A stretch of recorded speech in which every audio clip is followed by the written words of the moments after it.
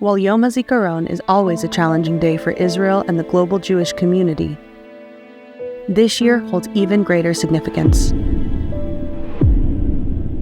The massacre on October 7th and ongoing war have left our nation grieving and in shock. The theme for this year's ceremony is "We Are One," reflecting our shared sense of loss and the resilience to rebuild while holding on to hope.